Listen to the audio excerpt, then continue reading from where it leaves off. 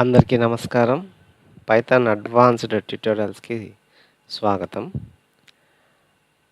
మనం లాస్ట్ క్లాస్‌లో ఒక కొత్త టేబుల్‌ని ఎలా క్రియేట్ చేయాలి అనే విషయం తెలుసుకున్నాం.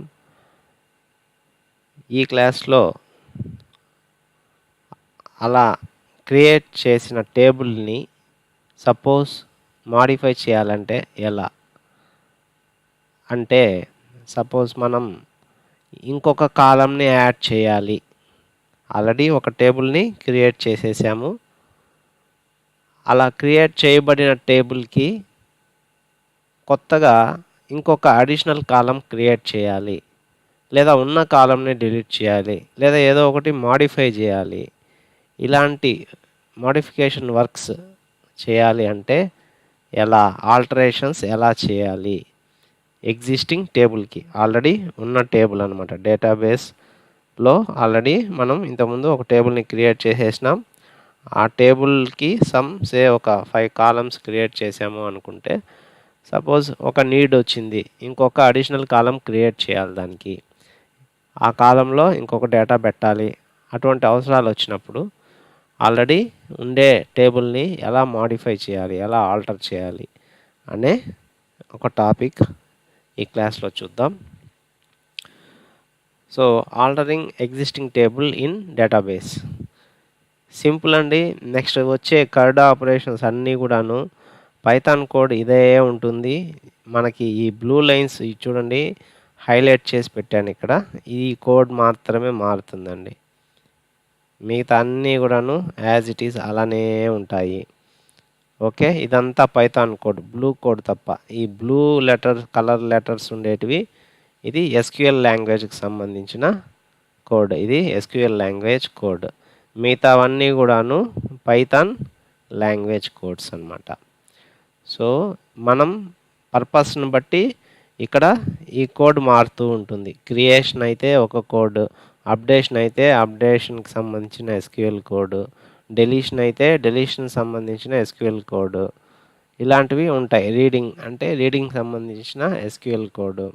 ఇలాంటివన్నీ ఈ ఈ ఎస్‌క్యూట్ కర్సర్ డాట్ ఎగ్జిక్యూట్ అనే ఒక మెథడ్‌లో మనం పాస్ చేస్తాం. ఈ లైన్స్ మాత్రమే చేంజ్ అవుతూ ఉంటాయి. నెక్స్ట్ క్లాస్‌లో అంతా. మిగతా అంతా కూడాను యాజ్ ఇట్ ఈజ్ కోడ్ అంతా సేమ్. అందుకే ఇది రొటీన్ స్టెప్స్ అని ఫస్ట్ MySQL డేటాబేస్ ఇంట్రొడక్షన్ క్లాసెస్‌లో మనం డిస్కస్ చేసినాం దీన్ని. కామన్ స్టెప్స్ అన్నమాట ఇవి. చేంజ్ అయ్యేది మొత్తం ఇక్కడే. ఓకే. సో, ఇప్పుడు మనం ఈ కోడ్‌ని ఇది చాలా మామూలే. MySQL కనెక్టర్‌ని మనం ఇంపోర్ట్ చేసుకోవడం, ఒక కనెక్షన్ ఆబ్జెక్ట్‌ని క్రియేట్ చేయడం, కనెక్ట్ మెథడ్‌లో దానికి సంబంధించిన ఆర్గ్యుమెంట్స్ అన్నీ పాస్ చేయడం. అంటే హోస్ట్ నేమ్ అంటే డేటాబేస్ సర్వర్ డీటెయిల్స్ అన్నమాట. హోస్ట్ నేమ్ వచ్చి local host, user name, root, password ఏం లేదు. డేటాబేస్ మనం గూగుల్ డేటాబేస్‌కి మనం కనెక్ట్ అయినాము. దాంతోనే ఒక ఎగ్జిస్టింగ్ టేబుల్ ఉంది. దాన్ని మోడిఫై చేయాలని ప్రయత్నిస్తున్నాం. కాబట్టి గూగుల్ డేటాబేస్ సెలెక్ట్ చేసుకున్నాం. కనెక్షన్ ఆబ్జెక్ట్ క్రియేట్ చేసాం. తర్వాత కర్సర్ ఆబ్జెక్ట్ క్రియేట్ చేసినాం. ఆ కనెక్షన్ ఆబ్జెక్ట్ పైన కర్సర్ అనే ఒక మెథడ్‌ని కాల్ చేసి CUR అనే ఒక వేరియబుల్‌లో కర్సర్ ఆబ్జెక్ట్ క్రియేట్ చేసాం. దాని తర్వాత మనం ఎగ్జిక్యూట్ చేస్తున్నాం ఒక క్వెరీని కర్సర్ ఆబ్జెక్ట్ పైన. కర్సర్ డాట్ ఎగ్జిక్యూట్ అనే మెథడ్‌లో ఆర్గ్యుమెంట్స్‌గా SQL కోడ్ అనేది పాస్ చేస్తున్నాం. ఈ SQL కోడ్ ఏంటంటే ఒక ఎగ్జిస్టింగ్ టేబుల్‌ని ఆల్టర్ చేయాలా. ఒక అడిషనల్ కాలమ్ అనేది మనం క్రియేట్ చేయాలి అంటే. సపోజ్ ఇప్పుడు మనం మనకి ఆల్రెడీ ఇంతకుముందు డేటాబేస్‌లో ఎంప్లాయీస్ అని మనం క్రియేట్ చేస్తున్నాం టేబుల్‌ని. ఆ టేబుల్‌కి మనం ఎన్ని కాలమ్స్ డిఫైన్ చేసాం? Employee ID, employee name, salary, domain 4 columns. Okay. ఒకసారి చెక్ చేద్దాం. So, where is Google. దీంట్లో ఎంప్లాయీస్ అనేది చూసారంటే 1, 2, 3, 4 ఇవే ఉన్నాయి. Okay. Employee ID, employee name, employee salary, employee domain. Suppose ఇక్కడ మనం వేరే అడిషనల్గా ఒకటి మనం క్రియేట్ చేయాలి అనుకుందాం. ఒక కాలం అడిషనల్గా క్రియేట్ చేయాలి ఒక కాలంని. అప్పుడు ఏం చేయాలి అంటే జస్ట్ వచ్చి మనం ఈ కోడ్ని ఆల్టర్ టేబుల్ ఎంప్లాయీస్ అని మనం ఇక్కడ ఎస్క్యూఎల్ లాంగ్వేజ్లో దానికి మనం ఇవ్వాలి. దాని పేరేంటి, ఇంతకుముందు క్రియేట్ అని వాడాం, ఇప్పుడు క్రియేట్ కాదు alter table employees. Table name select చేసుకోవాలి, ఎంప్లాయీస్ యాడ్ టీమ్ అంటే ఒక కొత్త కాలంని యాడ్ చేస్తున్నాం. యాడ్ టీమ్ అనే ఒక కాలం అంటే ఆ ఎంప్లాయీ ఏ టీంకి సంబంధించిన వ్యక్తి. అది మనం మర్చిపోయాం ఫస్ట్ టేబుల్ని డిఫైన్ చేసేటప్పుడు కొన్ని మాత్రమే కాలమ్సే సరిపోతుంది అనుకున్నాం. దాని తర్వాత ఇంకొక అడిషనల్ కాలం కావాల్సి వస్తుందేమో అని మనకి డౌట్ వచ్చింది. సో కన్ఫర్మ్ అయ్యాం ఖచ్చితంగా అది కావాలి అని. సో ఎగ్జిస్టింగ్ టేబుల్ని మాడిఫై చేస్తూ ఉన్నాం. ఆల్టర్ టేబుల్ ఎంప్లాయీస్ అనే టేబుల్ని ఆల్టర్ చెయ్యి. ఎలా అంటే దానికి ఒక టీమ్ అనే ఒక కాలంని యాడ్ చెయ్యి. ఆ టీమ్ అనే కాలంలో ఎటువంటి డేటా రావాలంటే వార్చర్ అంటే క్యారెక్టర్ డేటా రావాలి. టీమ్ అంటే ఇది హెచ్ఆర్ టీమా, లేకపోతే మేనేజర్ టీమా, లేకపోతే డెవలపర్స్ టీమా, ఇంజనీరింగ్ టీమా, ఇలాంటిదన్నమాట. కాబట్టి ఈ లైన్ మనం ఇచ్చాం, దీన్ని ఎగ్జిక్యూట్ చేస్తాం. సో ఏం ఎర్రర్ రాలేదంటే ఎగ్జిక్యూట్ అయ్యి కనెక్షన్ క్లోజ్ అవుతుంది. ఒకవేళ ఎర్రర్ వచ్చిందంటే ఆ ఎర్రర్ని ప్రింట్ చేసి సేఫ్ స్టేట్కి రోల్ బ్యాక్ అవుతుంది. దీన్ని మనం ఒకసారి పై చార్మ్లో ఒకసారి చెక్ చేద్దాం.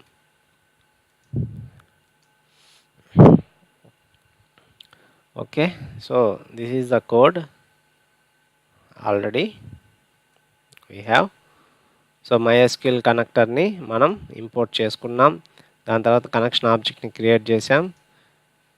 ఇది గూగుల్ అనే డేటాబేస్లో ఉన్న టేబుల్ని మనం మాడిఫై చేయబోతున్నాం. సో ఇది ఒక కనెక్షన్ ఆబ్జెక్ట్ని క్రియేట్ చేసుకున్నాం ఇక్కడ డీబీ కాన్ అని. దాని తర్వాత కర్సర్ ఆబ్జెక్ట్ని క్రియేట్ చేసుకున్నాం.